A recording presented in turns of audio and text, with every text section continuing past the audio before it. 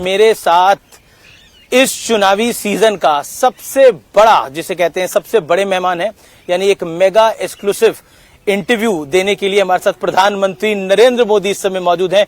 मोदी जी, आपका अभिनंदन है न्यूज 18 पे। नमस्कार। नमस्कार भैया, आपके सभी दर्शकों को भी हमारा नमस्कार।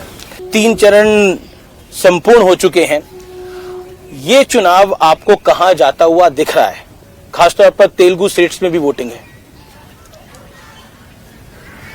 पहले 3 चरण के जो चुनाव हुए हैं उससे मैं साफ देख रहा हूं कि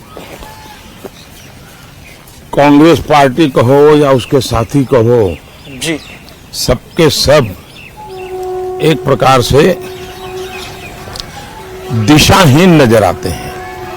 अब देखिए, आपको कहीं पर भी इंडी अलायंस नजर नहीं आएगा। वो नेता नहीं तय कर पा रहे हैं, वो एजेंडा तय नहीं कर पा रहे हैं।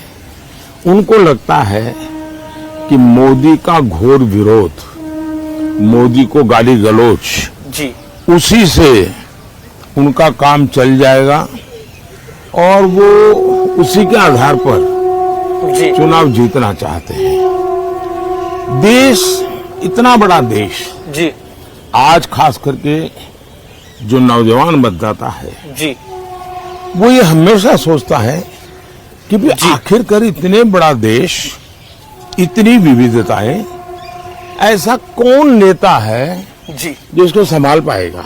नाम बताओ।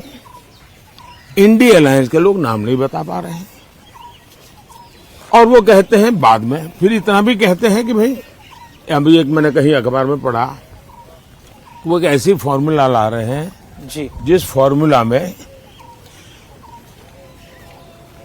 5 साल में 5 प्रधानमंत्री, हर वर्ष एक प्रधानमंत्री।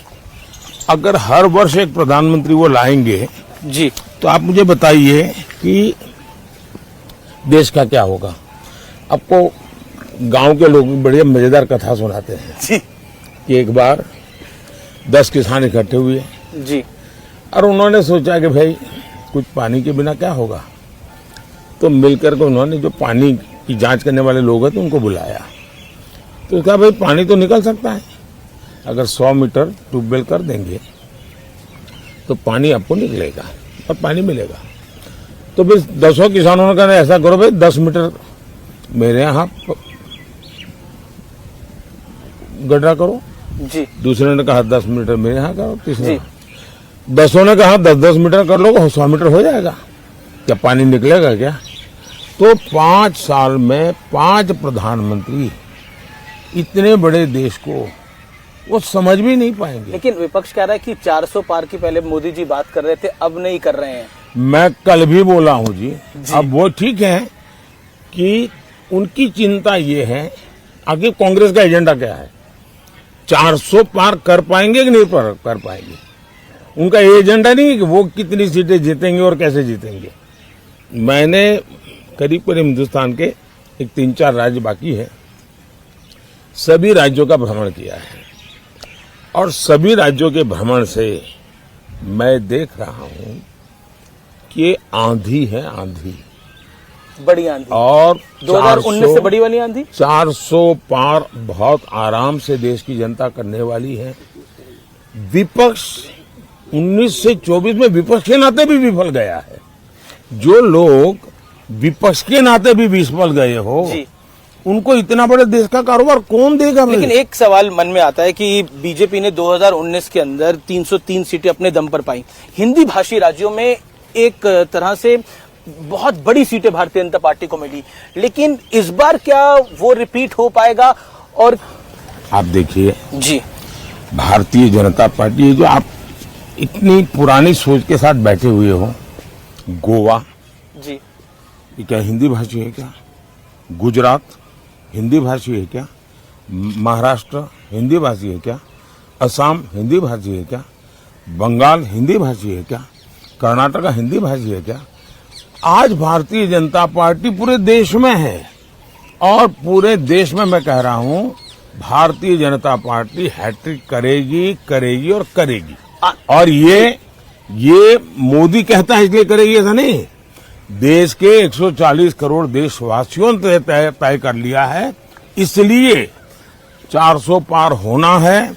और भारतीय जनता पार्टी भी अपने सारे रिकॉर्ड तोड़ेगी और एनडीए भी अपने सारे रिकॉर्ड तोड़ेगी। तेलुगु स्टेट्स में आपको क्या लगता है? आंध्रा में, तेलंगाना, आंध्र एंड तेलंगाना जी, इस चुनाव में साउथ सबसे बड़ा सरप्राइज देगा। केरल, तमिलनाडु, पुडुचेरी, कर्नाटका, आंध्र, तेलंगाना, विपक्ष को भी सभी में साउथ से उम्मीद है बहुत ज्यादा। सभी में ऐतिहासिक परिवर्तन आपको नजर आएगा और बहुत बड़ी सिद्धि जी भारतीय जनता पार्टी और एनडीए के पक्ष में रहेगी जी। ये बिल्कुल साफ नजर आता है। और मैं मानता हूं जी कि तेलंगाना क्लीन स्वीप करेगा। जिन राज्यों में राज्यों के चुनाव है वहां भी जहां भारतीय जनता पार्टी है वो रिपीट करेगी, जहां एनडीए है वो नई सरकार बनेगी। और इसलिए इन सभी राज्यों में जी सरकार बनना तय है। आंध्र तेलंगाना में भी क्लीन स्वीप होने वाला है। एक मैं पूरे देश घूम रहा हूं चुनाव के लिए। एक चीज मैंने देखी, इस चुनाव में नैरेटिव बार बार बदले। पहले नैरेटिव आया रिजर्वेशन का, फिर आया नैरेटिव कि बीजेपी के लीडर्स के फेक वीडियो चलाए गए। नैरेटिव बार बार बदल रहे हैं, कैसे देखते हैं आप इसको? इसको आप नैरेटिव नहीं कह सकते हैं।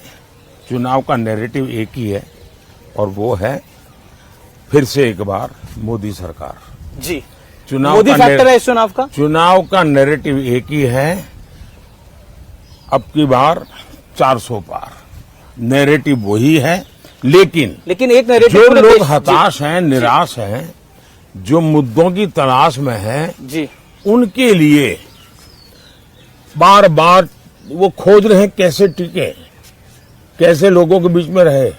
इसलिए उनको ये खेल करना पड़ रहा है, लेकिन वो नीचे तक लोगों को बात पहुंचा नहीं पा रहे हैं। लेकिन उत्तर से दक्षिण तक, पूरब से पश्चिम तक एक नैरेटिव है मोदी जी, और ये हमारा एनालिसिस है, वो है नरेंद्र मोदी। मोदी एक नैरेटिव है। इस पर आप क्या कहना चाहते हैं? आप पर बहुत बड़ा एक प्रेशर है कि आप अपनी तीसरी टर्म में वापस आए।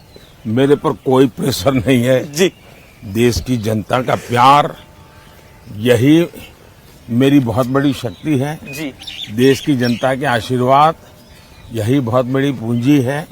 और इसलिए प्रेशर मैं देख रहा हूं कि इंडिया अलायंस में है, क्योंकि उनके इंडिया अलायंस बन ही नहीं पा रहा है। अब बनते ही बनते देखिए केरल में जाके, लेफ्ट उनका सबसे बड़ा साथी, जी, जी, केरल में जाकर के ही उन्होंने उन पर छुरा भोंक दिया, खुद चुनाव लड़ गए। और मैंने पूरे चुनाव में सबसे तीखी आलोचना, सबसे तीखी भाषा जी, अगर मैंने कहीं सुनी है तो वो मैंने वायनाड की सीट पे सुनी है।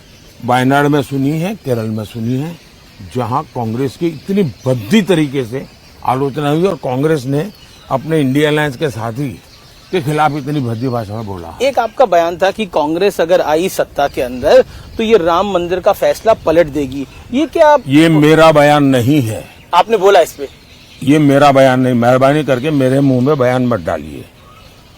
ये बयान है कांग्रेस के विश्वस्त सलाहकार का, जो कांग्रेस के 30 साल तक और टॉप परिवार के सलाहकार रहे हैं।